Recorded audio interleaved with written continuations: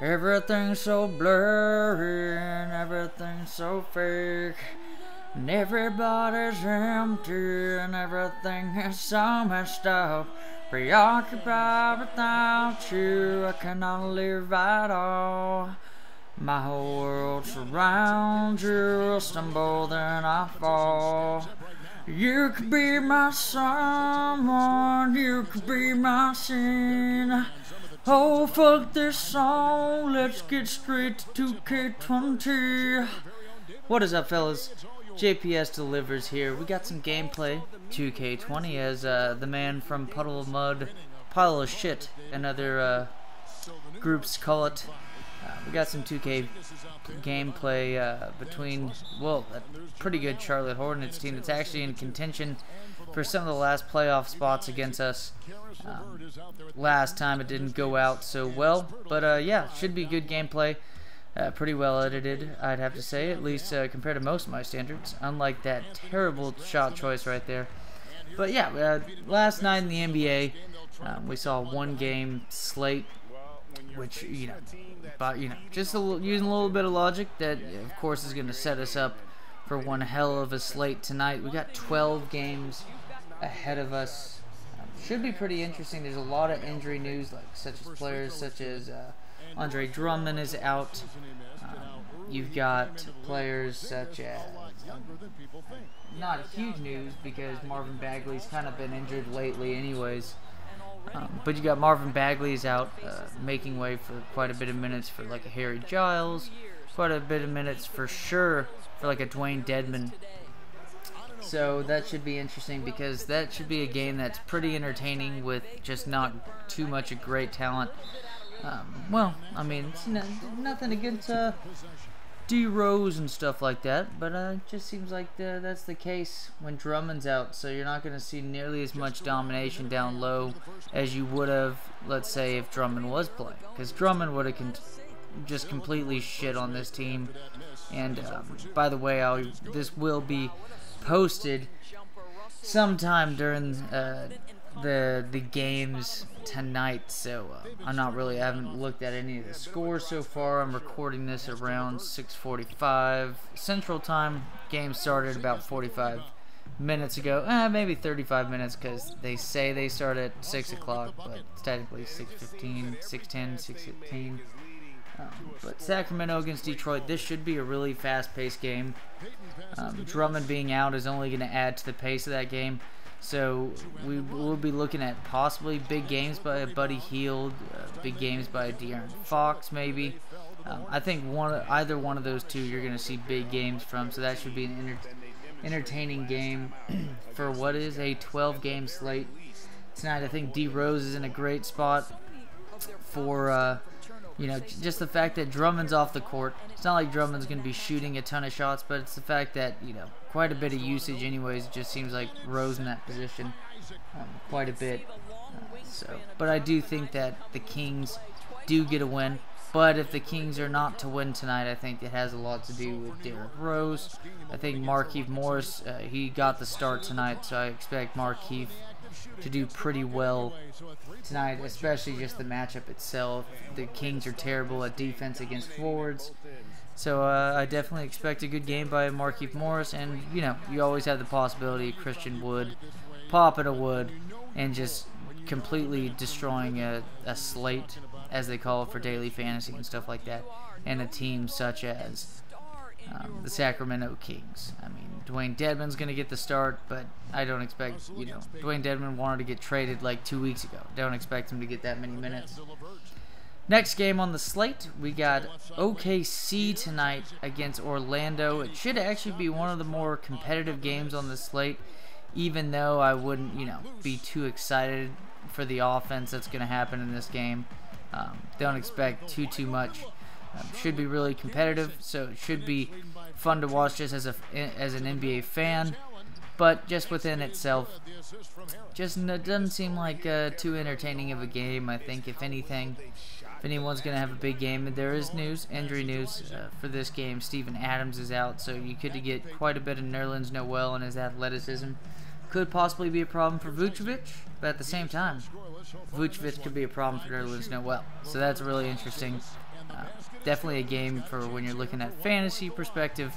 Isn't amazing, but just for the sake of competition, I think this will be one of the more competitive games on the slate. I think if anybody's going to have a big game, could be the likes of Shea, Schroeder, Paul, just the usual suspects, and then Nerlens Noel could have a good game. And, you know, likewise on the other end, you could have quite a good game by Steven Adams. Or, sorry, not Steven Adams, but Vucevic. Next up, another game that should be more competitive than most, even though, you know, no Joel Embiid. It was a big story, you know. It would be a huge narrative going on in this game, considering, you know, he got a ton of flack. Joel did when Marc Gasol just completely shut him down last time these two teams met. And now that Joel's been out, you don't have too much of the excitement around it as potentially could have. So we'll just have to see. Toronto is heavily favored at home, and I mean that is like 7 points at home against what should be a competitive game. I think if anything, Marc Gasol and Al Horford should kind of shut each other down, open it up more for like a Pascal and like a Tobias Harris to have good games. Ben Simmons at any point could have a triple-double, so that's a possibility, especially if Marc Gasol plays a little bit away from the basket, and so does Al Horford. So definitely a huge possibility for more rebounds for the sake of a player such as Ben Simmons, who's basically a small forward but athletic enough to just, you know, and a great enough passer to play at point guard, and he's going to get quite a bit of rebounds, I think, boosted up for him in this matchup for sure. I think Lowry has an interesting position. Him or Fred VanVleet could get it done. It is good, a rather pretty good defensive team in Philly, I'd have to say, but not nearly as good as when Joel is on the floor. So yeah, that's what I think. I think Sacramento wins. So we'll do that every time with each of these games. I do think OKC will lose, actually. I think OKC loses to Orlando, and I believe that I think the Raptors win at home against Philly. So not too great of a prediction considering they're 7-point favorites, but still. All right, moving on. Should be one of the fastest paced games of the slate. It should be Memphis, you know, trying their best to dictate the pace. Memphis loves to play with high pace. I think Memphis might be actually the #1 rated team because of NBA Game Pass, that a lot of people love to watch these guys play. It's kind of like a Charlotte Hornets team of old, to where the Hornets used to play at a pretty good pace. This year, the Hornets don't play at nearly the pace they did with Kemba. But a team, you know, Memphis, just a team that will not be good this season. They might not be good for a couple seasons. But they're sure going to be one of the more entertaining teams in the NBA. And I think Boston's in a good spot for a couple of their players to just go off. I think Kemba could go off against Morant.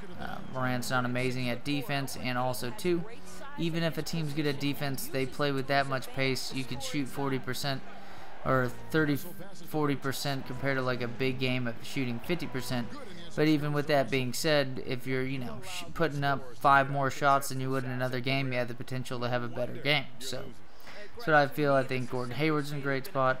I think Marcus Smart's in a great spot as well. They're all in great spots. Jason Tatum as well. Usually what you found out with Jason Tatum and Kemba is that one will usually have the big night while the other doesn't, so they kind of limit each other's upside. I think that's the case too with Jaylen Brown and Gordon Hayward. And speaking of injury news, tonight Jaylen Brown is out, so there's, you know, possibility that the game could be a little bit closer than usual. But, you know, it's kind of with Boston, it seems like, you know, out of that core of those 5, one is out, one steps up. So Marcus Smart could easily still, you know, not be too much of a downgrade anyways.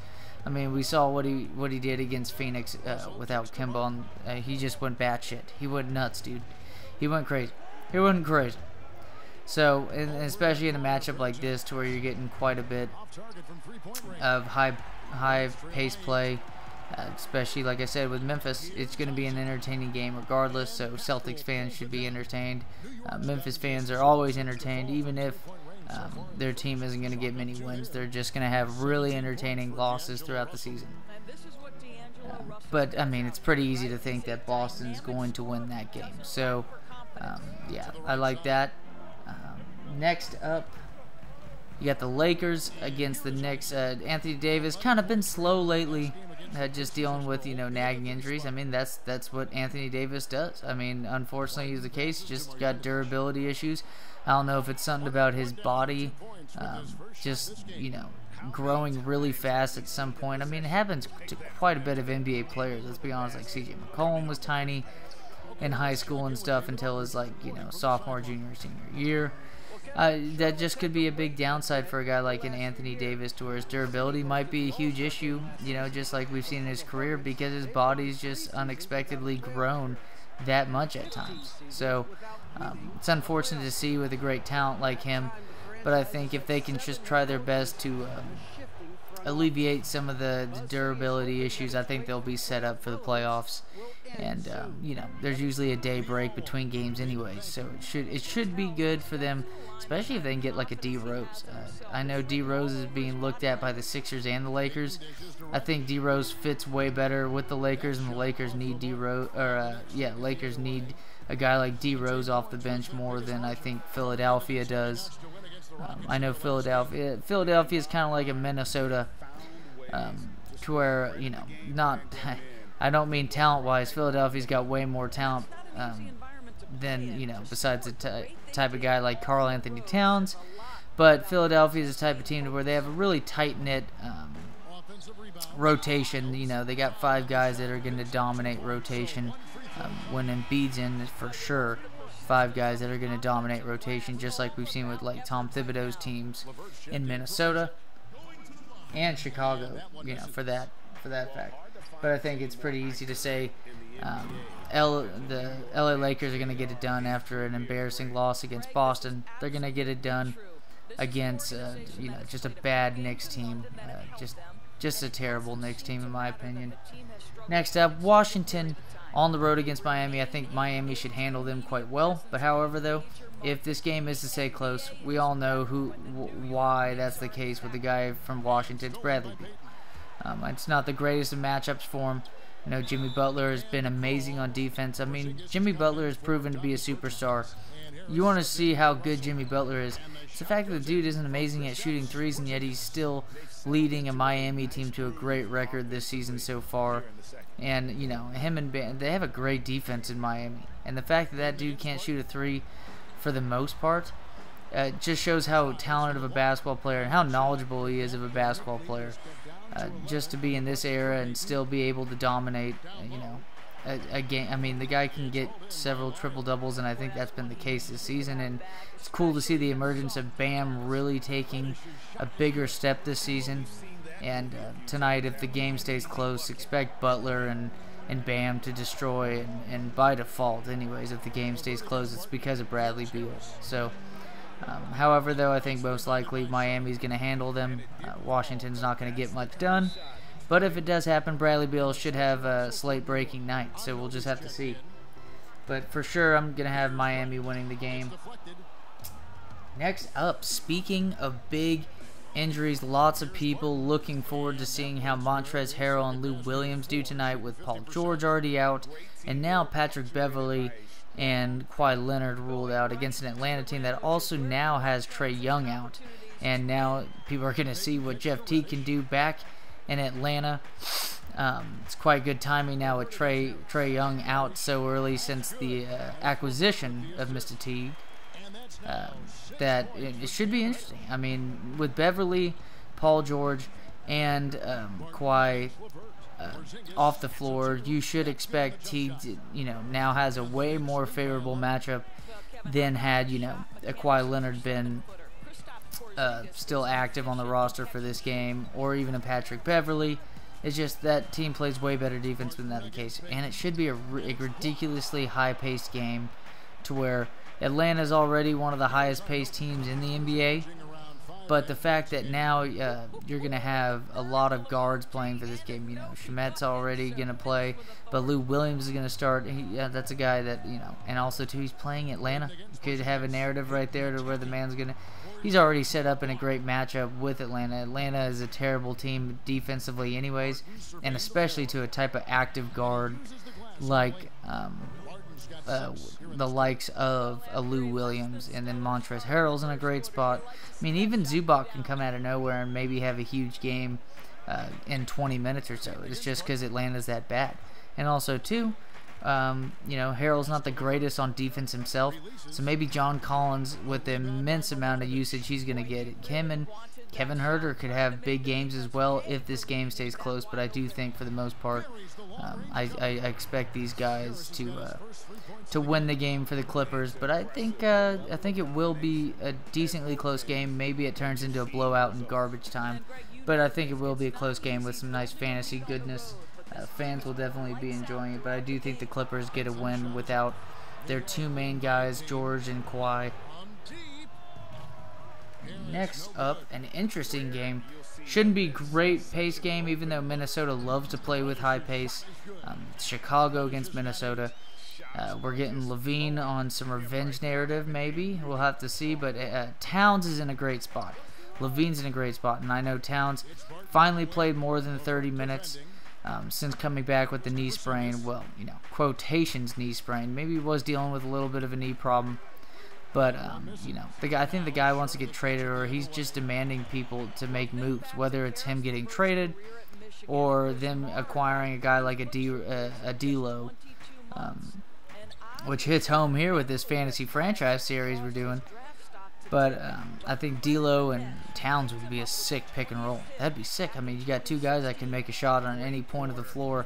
How do you defend that? But, I mean, at the same time, though, in retrospect, how, you know, with having D'Lo and Towns on the floor, they also can't defend themselves. So it should be an interesting game tonight. I think Towns is in a great spot. Levine's obviously in a great spot. I think Wiggins has a possibility to have a great game. Oh, Jesus Christ, Cam Reddish. God, that was a sick dunk. Oh, man. I forgot about that point of the game right here against the Hornets. It was just a shit ton of athleticism on the floor, and it is also the first game since acquiring OG Anunoby and Eric Paschal, who I think both of them might be looking to be free agents. Unfortunately, they had player options in their contracts, and they're looking for free agency. But hey, we do have a nice core, nice little alley-oop right there to Jared Allen. But yeah, just in itself, I think this could be an underrated game for a couple, just a couple stars to come out and just showcase for the fans. In I believe it's Chicago. Yes, it will be in Chicago, to where Towns and Levine could share off really, really like great games. Like both of them could have 40 points. I mean, Towns has the possibility to get 40 points and 20 rebounds in this game, and Levine has the possibility for a 50-point game against him. It's like when Levine went off for like almost 50 points and he had like 12 threes in that Charlotte game. Whew.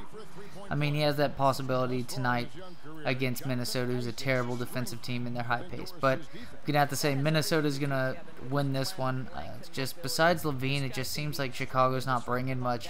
Besides maybe Chris Dunn a little bit, but even then, just Chicago's such a terrible defensive team. Nice shot, D'Lo.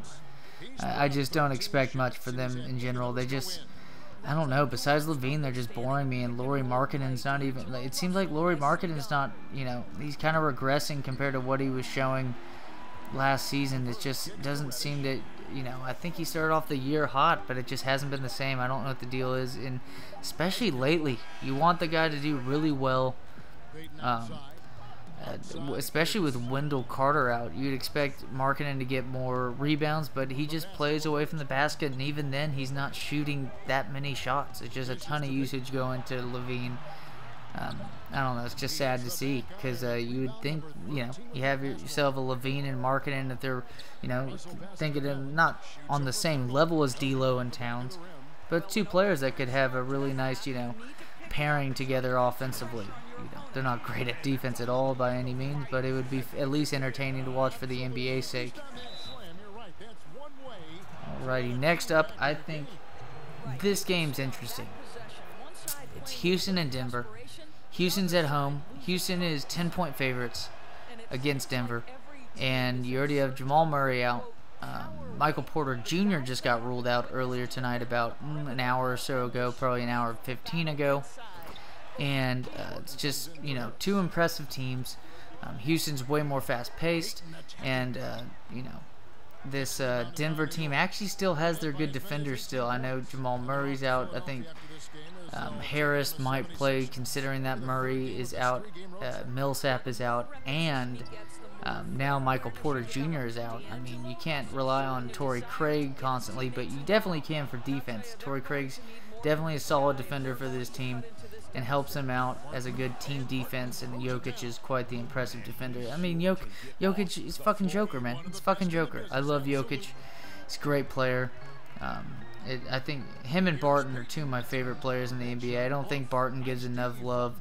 Barton's just a solid skill. I mean, if you put Barton and Lonzo Ball on a pickup court, they're running the court all fucking day. They have that kind of play style to where those two would just carve people up. Nice little Euro step right there. Wasn't even needed, but whatever. But I just think Barton's just severely overrated or underrated in aspects of what he can do. He's a great share of the basketball, as I think we just saw right there. Pass to D'Lo off the screen. But I do expect most likely that Houston's going to win this game, but I think it's going to be closer. They're 10-point favorites right now, according to Vegas. I expect Harden to have a really good game because they're not going to be nearly as great defensively. Denver is as usual. They're missing some key pieces. And, you know, Michael Porter Jr. has played really well. And once I saw in the injury report pop up that he had back tightness, it's like, yeah, nope, they're not playing him tonight. There's no reason to. They're going to make the playoffs, and you might as well have a, you know, it's like I said about like Porzingis with Dallas. They're most likely going to make the playoffs. There's no point of sitting there and, you know, trying to force a guy to play, especially when you have other guys. It could have a potential for a blowout game too.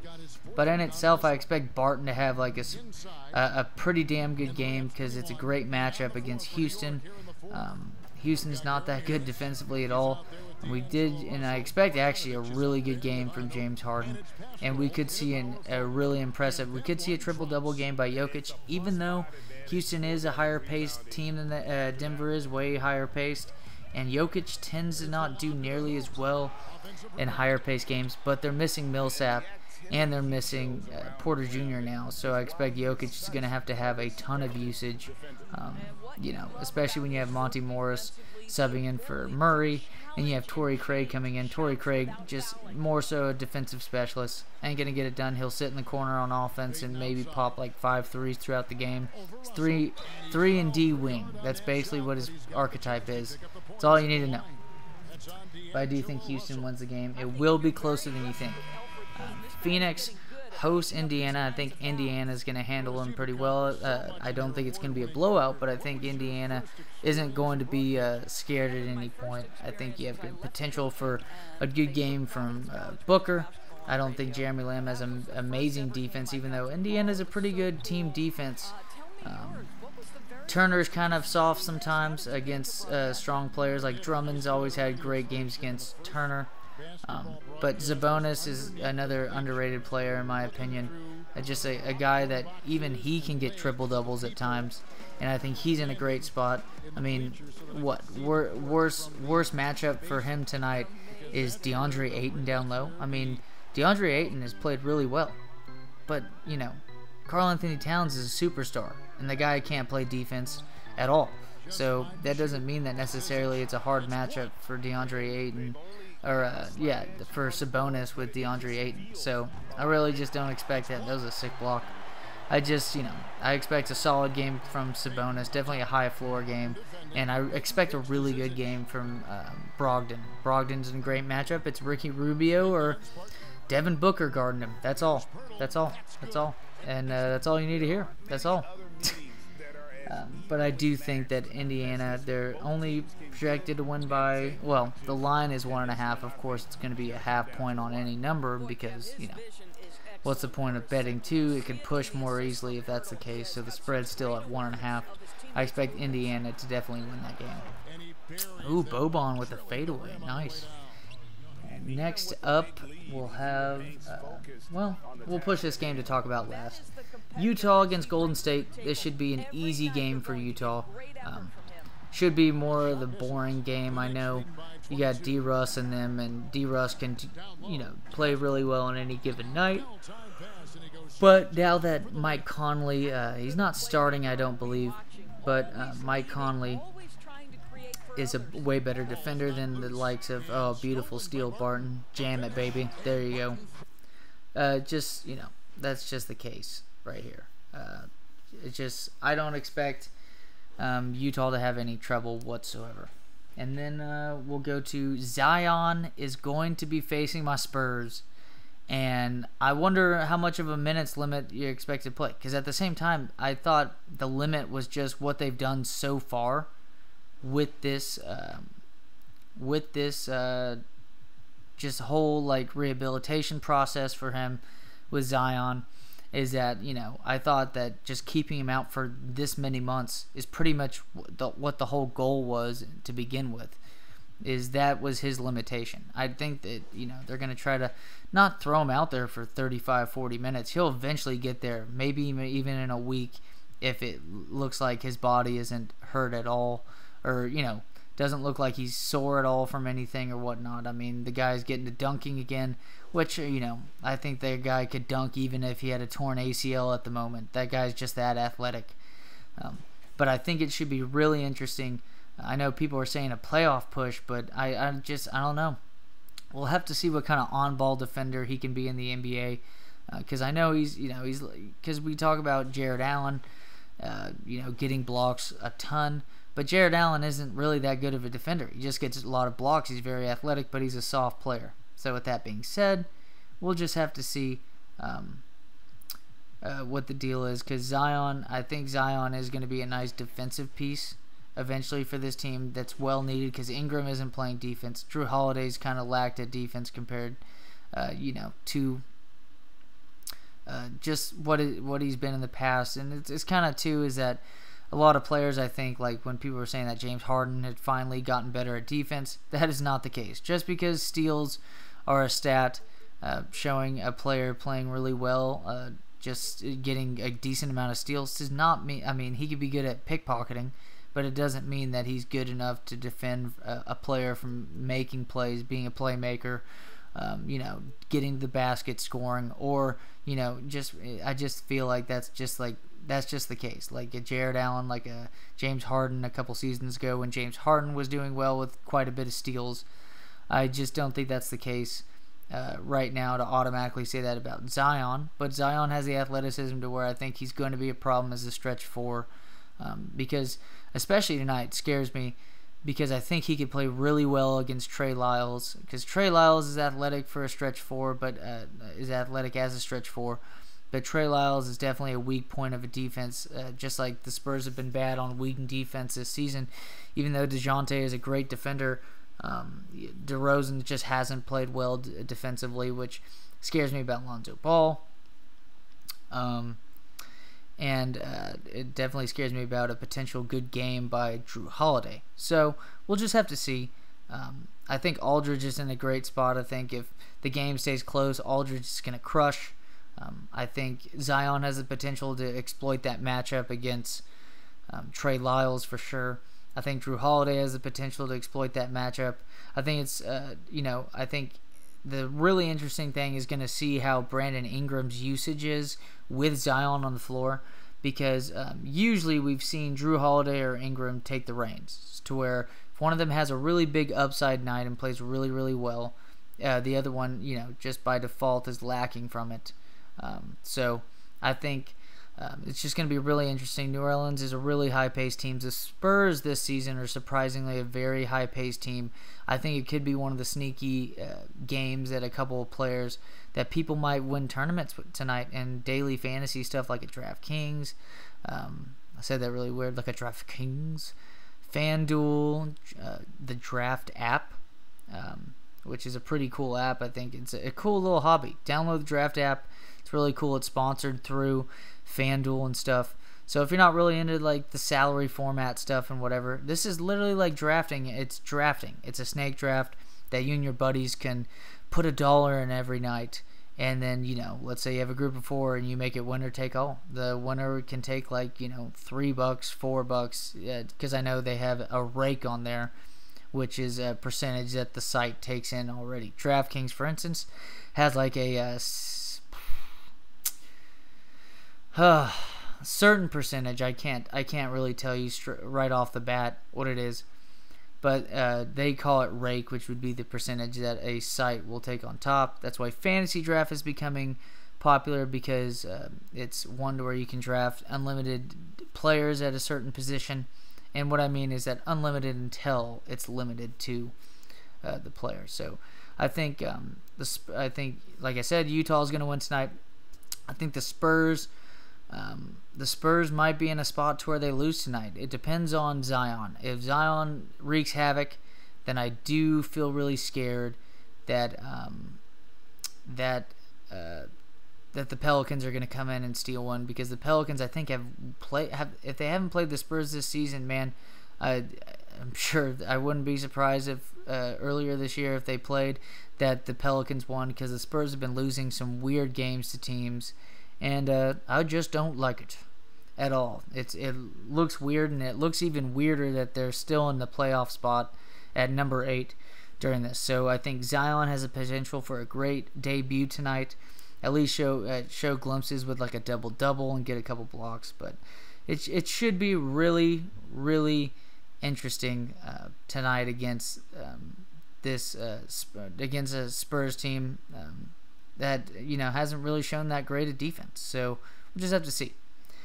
As always, fellas, be grateful for everything that happens to you, you know, negative or positive. You know, just got to be grateful for whatever and look at it positively. And see you next video. Later, fellas.